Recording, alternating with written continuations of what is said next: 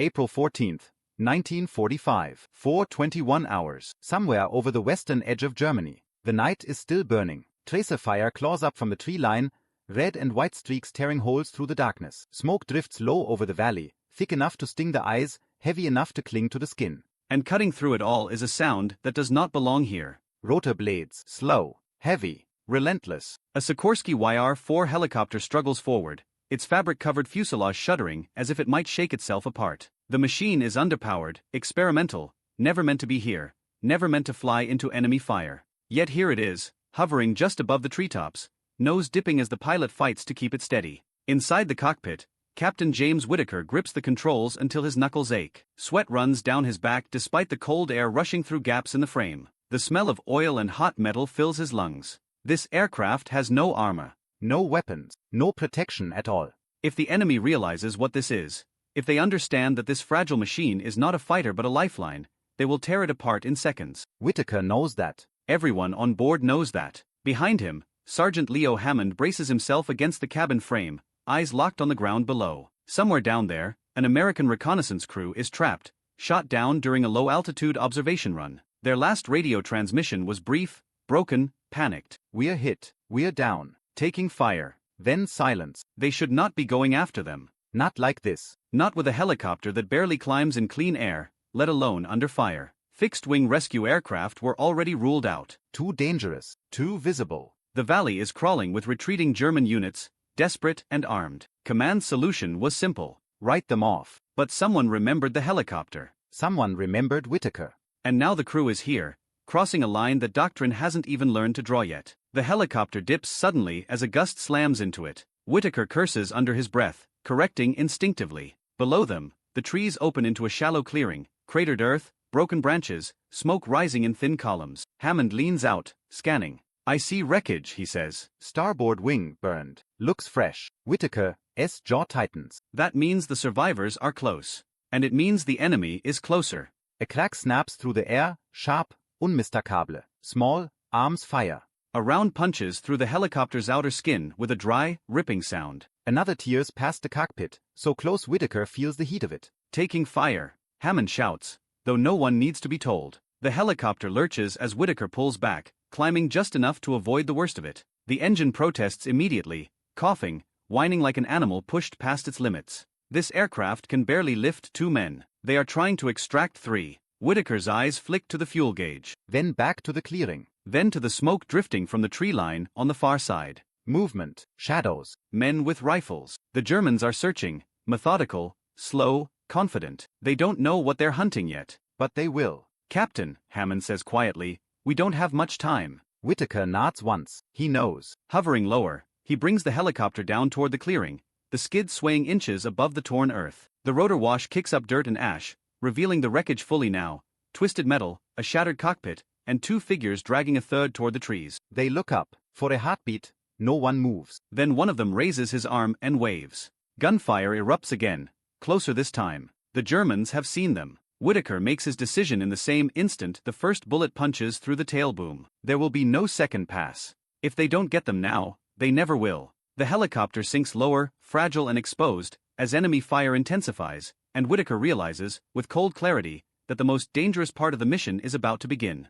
The helicopter touches down harder than Whittaker intends. The skids slam into the churned earth, jolting the entire frame. The rotor blades dip dangerously close to the treetops as the aircraft shudders, engine screaming in protest. For a split second, Whittaker thinks they've overstressed it, that the gearbox will seize, that the rotors will shear clean off. But it holds. Barely. Hammond now. Whittaker shouts. Sergeant Leo Hammond doesn't hesitate. He's already halfway out of the cabin before the skids fully settle, boots hitting the ground as tracer rounds whip past him. Dirt kicks up around his feet. One round snaps through a nearby branch, showering him with splinters. The survivors sprint toward the helicopter. 2 officers, both bloodied but upright, half carrying a third man whose left leg hangs uselessly, soaked dark with blood. Their faces are masks of exhaustion and disbelief, the kind that comes from seeing something you were certain would never arrive. You came back, one of them gasps. Hammond grabs the wounded man first, hauling him toward the open cabin. He feels the weight immediately. Too much, far too much. The YR-4 was never designed for this load.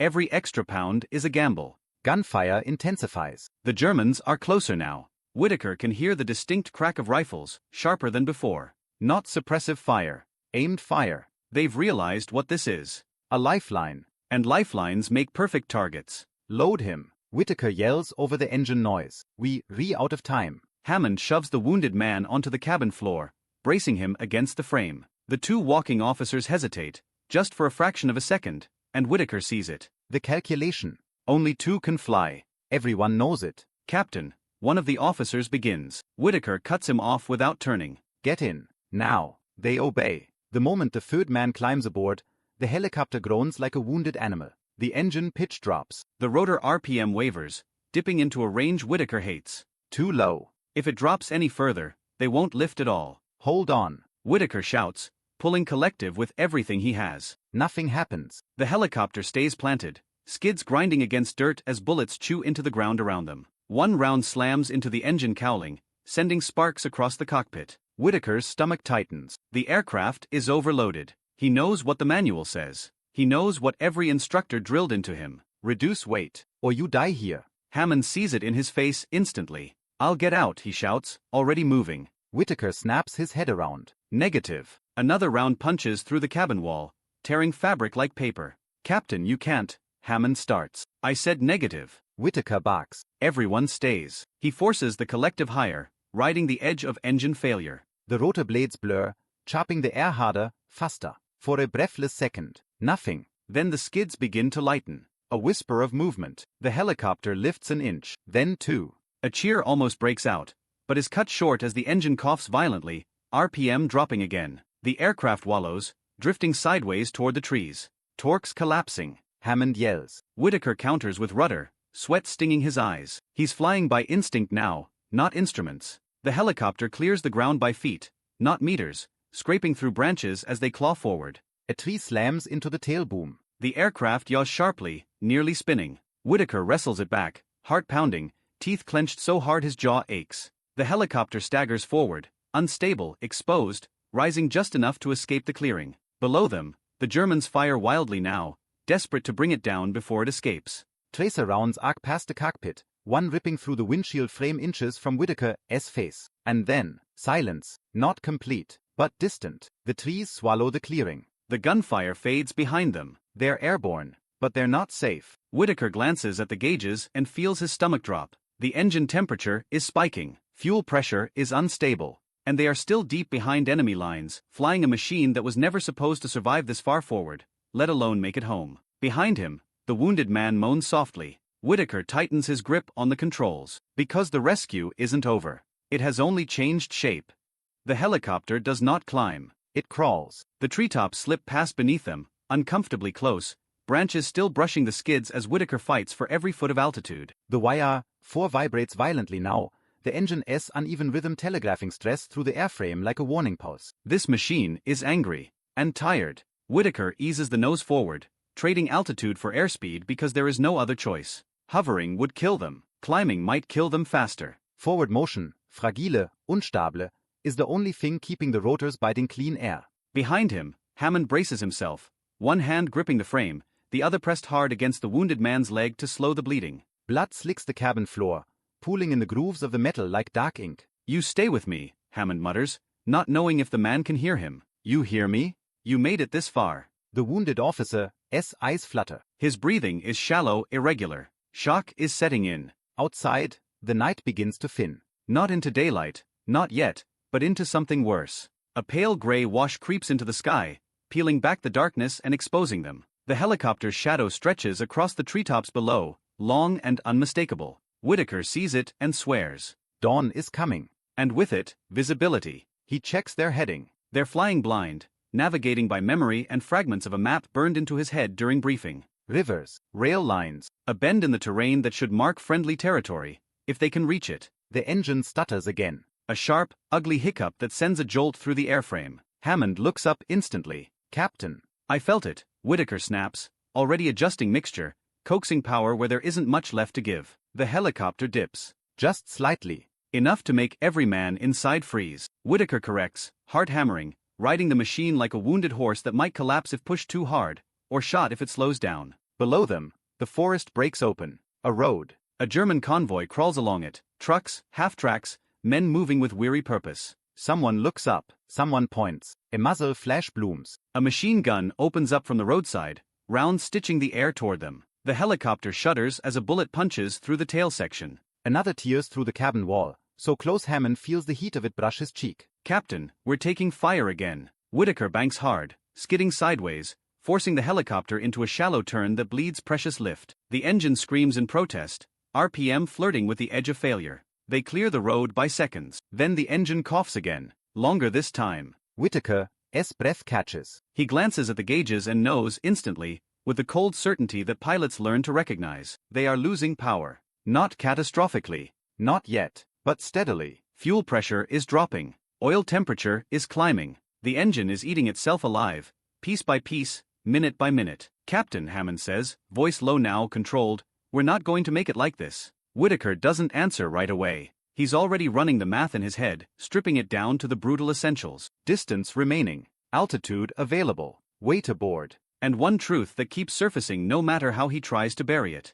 This helicopter cannot carry all of them much longer. He feels Hammond's eyes on him, searching his face for a decision. Whitaker swallows. The horizon ahead glows faintly now, the first promise of morning, and with it, the certainty that they will soon be visible to everything below. If they don't change something, if they don't make a choice, the helicopter will choose for them, and it will not be merciful. Whitaker grips the controls tighter, staring into the thinning dark as the engine falters again, longer this time, and realizes that the most dangerous moment of the mission is still ahead.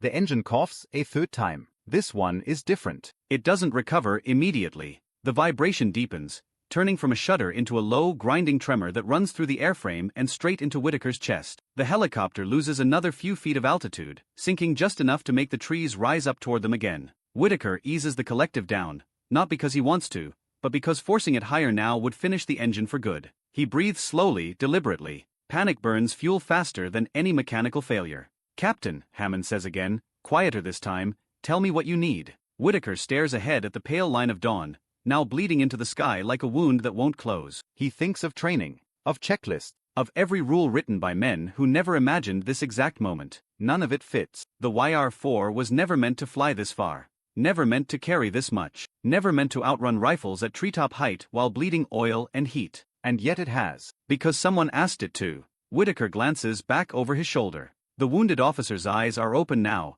unfocused but aware enough to understand the tension in the cabin. The two uninjured men sit rigid, gripping the frame, watching Whitaker with the kind of attention reserved for verdicts. They all feel it, the decision forming. If we keep going like this, Whitaker says finally, voice steady despite the weight behind it, we'll lose the engine before we clear the lines. No one speaks. If the engine quits, he continues, we auto-rotate into whatever's below us. That could be friendly territory, or it could be another clearing full of rifles. Hammond nods once. Understood. Whitaker hesitates. Not because he doesn't know what comes next, but because saying it makes it real. We're still overweight, he says. Even now. One of the rescued officers swallows hard. Sir, are you saying? I'm saying the helicopter doesn't care who deserves to live. Whitaker cuts in gently. It only cares about physics. Silence fills the cabin, thick and absolute. The wounded man shifts weakly, pain flickering across his face. His eyes meet Whitaker's for a brief second, and in that look is understanding. Not fear, not pleading, but clarity. Hammond sees it too. No, Hammond says firmly, before anyone else can speak. We're not doing that. Whitaker turns to him sharply. Sergeant. We don't start trading lives now, Hammond continues, voice low but unyielding. Not after what it took to get them aboard. Whitaker holds his gaze. This is the moment command training never prepares you for, when leadership collides with loyalty, and neither will move. Another engine hiccup cuts through the air, sharper than before. The helicopter dips again. Time makes the decision impatient. Whitaker looks forward once more, eyes locking onto a dark ribbon cutting through the landscape ahead. A river, wide, calm, reflective in the growing light. Beyond it, open fields. And beyond that, smoke columns. Friendly artillery. They are close, painfully close. Whitaker makes his choice. Everyone hold on, he says. He pushes the nose down. The helicopter accelerates, trading altitude they can't afford to lose for speed they desperately need. The engine screams, RPM surging,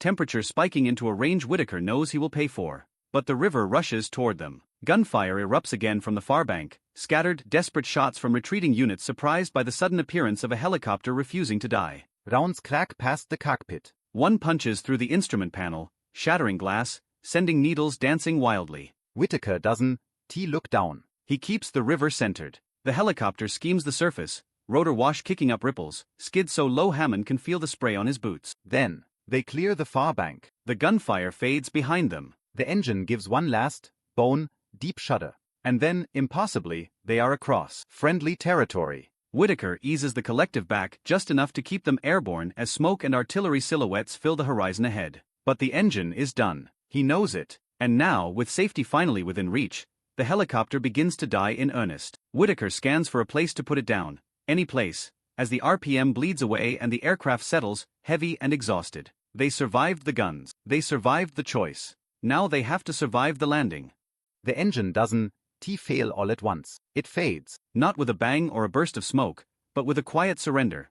The kind that comes after everything has already been spent. The vibration smooths out, almost politely, as if the machine itself understands it has done enough. Whitaker feels it through the controls before the gauges confirm it. RPM dropping. Oil pressure collapsing. The helicopter beginning to sink whether he tells it to or not. Engine's gone, he says, calm and flat. Autorotation. Hammond braces instantly, muscles locking, one hand gripping the frame, the other pressed against the wounded officer to keep him from slumping forward. The rescued men do the same, instinct and terror sharpening every movement. Whitaker lowers the collective fully, nose dipping as the rotor blades bite into the air, converting speed into lift the only way they can now. The ground rises. A patchwork of churned earth and trampled grass flashes beneath them, a field recently used by armor, scarred with track marks and shell craters. Not ideal, but flat enough, good enough. Whitaker adjusts the pedals, fighting the yaw as the helicopter spins slightly into the wind. The sound is wrong now. No engine roar. Just a hard, chopping slap of rotor blades and the wind screaming past the canopy. Time stretches again.